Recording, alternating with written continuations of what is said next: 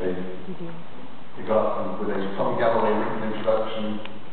So we now introduced an English writer who's worked in many fields, made journalists, who made death a wonderful thing, and then a voice said, "Your gamer is available." And I said, "Oh well, anybody else give responsible film those and Terry Pratchett got up."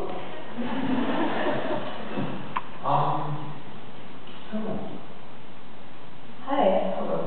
So we thought maybe we should talk a little bit about this, the book and the project and what it is before we read from it, and then we should ask the questions about anything. How does that sound? Okay. You're the moderator. Right. You're in control. Sure. Just tell us how this project comes about. Well, this is, I'm just realizing as we're sitting here, we've sort of done many events with the book, but nothing really quite so official. This is the first time we've done sort of some kind of official sitting down talking about the book. But the basic story of the book is that it's extended album artwork. Basically, I was working on a record, and I was just starting. Also killed. Who killed Amanda Palmer? Yes, the record album, Who Killed Amanda Palmer, and this was 2.5 years ago or so. And while I was working on the recording, like you do, I was thinking about what the artwork would look like.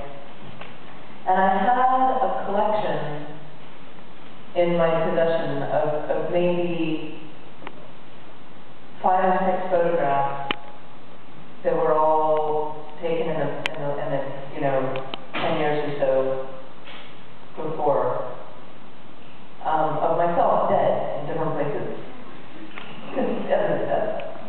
And the first one was from when I was in college, and I was taking self-portraits. I was in a photo class, and I was taking self-portraits, and I hit upon this idea of taking a bunch of dead pictures that actually really came out beautifully in one of the books.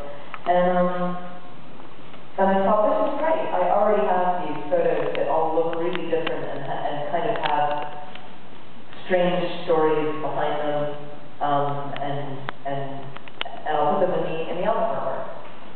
And so I started concocting in like a very typical way for me this like extensive project where I would then also go off and do photo shoots, and I would come up with 24 definitive great dead Amanda Palmer photographs, and I would have, and the CD would come with a 6 booklet.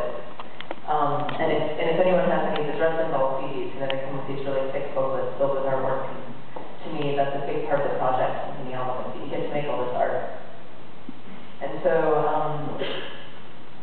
while I was working on the record, it wasn't clear who was going to put it out, and then the record label that the Dresden Dolls were on, Roadrunner Records, wound up being the label putting it out. And I said, I've got this fantastic concept. We're going to have this really big, complicated, expensive album packaging. And they were like, no. Actually, you're going to have no album packaging. And I was wise at this point. I had learned that arguing with them would be completely pointless. So I thought, okay, well, I'll just make a book. Totally separate from the album. And the book will be really expensive, but I'll keep all the money when I sell it, and you don't have any of it. So that was the agreement. And so the book was originally supposed to come out as a small little booklet with the record. But then I thought, what would be really good is, since it's a book now and not just a little flimsy album booklet, I should find someone who's a writer who could maybe write some little stories to go along with the book, or some text, or some funny subtitles for these pictures. And I started thinking if I knew any, fancy writers who could also make me look so incredible. And I thought, there's that Neil Gaiman guy.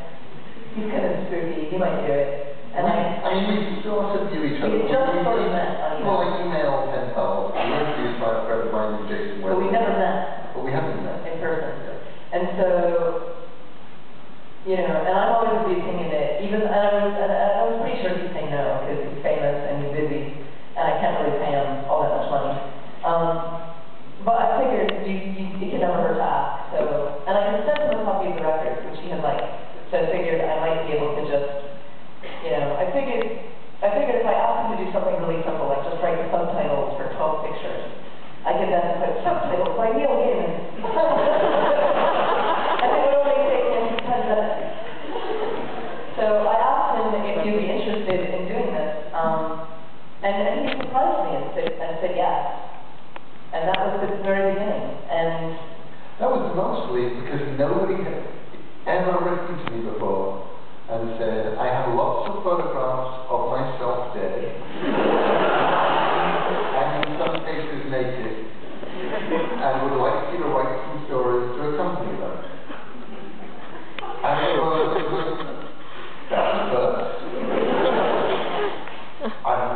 sure that anybody will ever ask me again.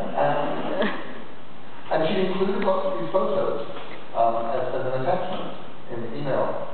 To capitalize. Which did mean that I got to look at them, and some of the photos looked like stories. And they really did have, you know, weird little crime scene photos. She died in different ways. And I thought, this could be fun, doing a bunch of very, very short stories, at the end of which there's always a dead Amanda Palmer, and that seems cool. So I said yes, which I thought how much work it's going to be, and you know, this is one of those projects that you do that is definitely going to have no impact whatsoever on the rest of your life. A tiny little goofy thing that I'll do for a few days, and it'll be funny and fun, and we'll have a good book to print it. So I said yes. And then we met and discussed it. We had an hour in a basement at the New York Comic Con, where I was doing a reading for the Comic Book Little Events Fund when you were in town. And I had a black eye, and you had a broken computer. So that was done. And I introduced her to Sarah Lee. She had a photo taken with Stan Lee from Marvel Comics. And neither of them had any idea who the other one was.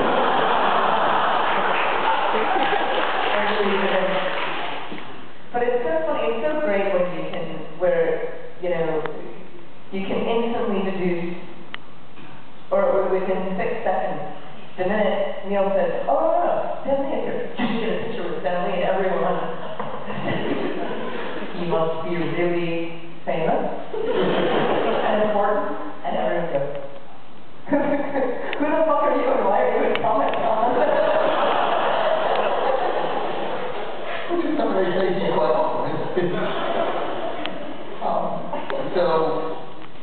So then,